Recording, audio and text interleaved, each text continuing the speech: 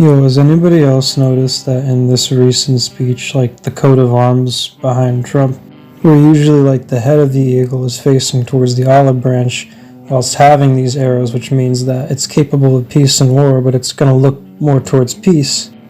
The eagle in this coat of arms is looking towards the arrows, towards war.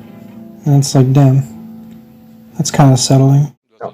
If he had been the president, if the victory wasn't stolen from him in 2020, maybe the Ukrainian crisis that arose in 2022 would have never appeared. We're moving on to more analysis then of US foreign policy under Trump 2.0 or Trump 47. Choose your formula as you wish. What next for Israel then under President Trump? The US president calls himself the most pro-Israel US president in history. That's what he calls himself. And staunchly supported Israel during his first term, and even before taking office for the second term. He proved instrumental in pushing Benjamin Netanyahu's government into signing a ceasefire deal. Remember, that's a deal that Joe Biden put on the table back in May. Emerald Maxwell has this. The self-proclaimed best friend that Israel has ever had is back in the White House. We're going to make Israel great again, and we're going to make America great again. We're going to make them both great again, greater than ever before. Token of affection. Donald Trump portrays himself as Israel's steadfast protector, and his record reflects that. During his first term as US president, he recognized Jerusalem as Israel's capital, and followed up by moving the United States Embassy there from Tel Aviv, thereby undermining the cause of Palestinians who want East Jerusalem as the capital of a future Palestinian state. Trump also recognized the Israeli-occupied Golan Heights as part of Israel, a decision honored by Prime Minister Benjamin Netanyahu, who named a planned settlement there after him. Well, that was very strange because the Davos people that run it, he shredded every one of their most cherished ideas, open borders, illegal immigration, New Green Deal. He just shredded. I thought their heads were going to explode when he called it the New Green Scam, and he called oil liquid gold. So I thought the questions were going to be so angry. But, I looked at them very carefully after I heard them on the transcript, and Schwartzman and Moynihan, all these international big bankers were kind of like, well, we're not supposed to say this, but are you serious? You're really going to give us liquid natural gas? You're not going to cut it off if no. Trump said, no, my word is my bond. I will give it to you. Are you really serious that you're going to encourage investment? And it was almost like what he did with the tech lords on the domestic area. He put, when he got Andreessen and he got Elon and Bezos, and he basically said, I want you to make us rich. Go to it. And they thought, wow, we're not supposed to like this, but it's great. And these bankers were kind of shocked, like, we're Davos people, we're supposed to get angry, but the more we hear this, and I know it's a little over the top, they thought, but it's, wow, he's going to let us make money and we're going to have capitalism free, and the United States is going to really back us up and give us all the liquid natural gas we want, and there's going to be, I got the impression that the Davos people that run it were pretty shocked that he won over the people who are asking him the questions, which basically are the world's financiers. I think they're actually secretly happy that he's there, because they understand that he's a capitalist, and he's their capitalist dream. I just love the fact that he zoomed in. I just treating it like any other office meeting, Batya. That just cracked me up. The screen above the crowd, it was like Charlie's Angels. I saw disembodied voice. Well, I bet Trump sees them all as all solvable problems. They're all solvable problems. I agree. They're all solvable. Not easy. With time, effort, money, unfortunately. But they're all solvable problems. We can get our country back. But if we didn't win this race, I really believe our country would have been lost forever. I think we got there just in the nick of time.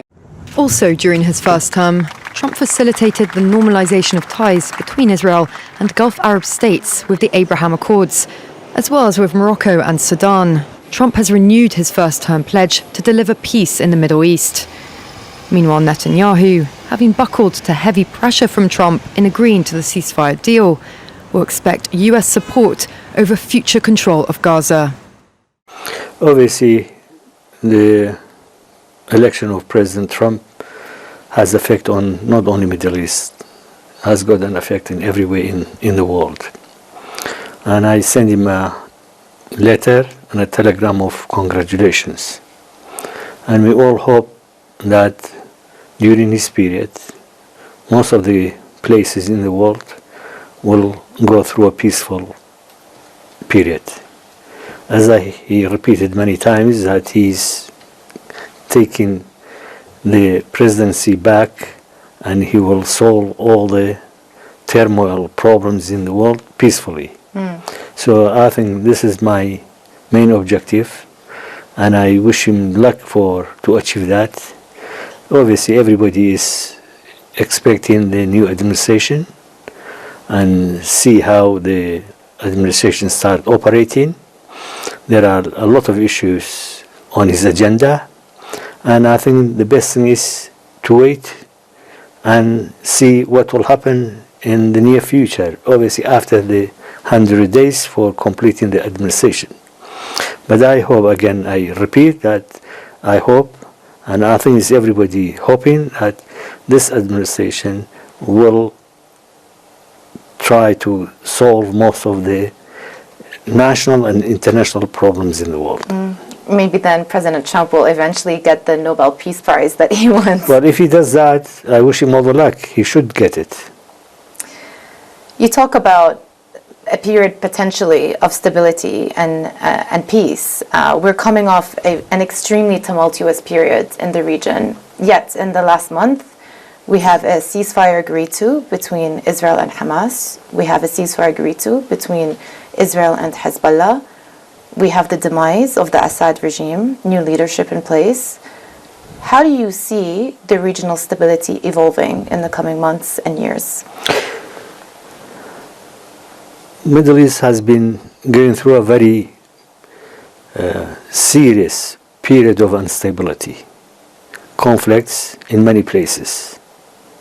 Obviously, on top of it, Gaza problem, Palestinian problem, Palestinian demands, and fighting in Gaza or attacking Gaza on daily basis for a year and a half, then jumped to Lebanon, and then we have the issue of Syria. I think everybody has welcomed the ceasefire in Gaza, but it's only first step. Obviously, ceasefire is very important. Without peace, you cannot tackle any problem.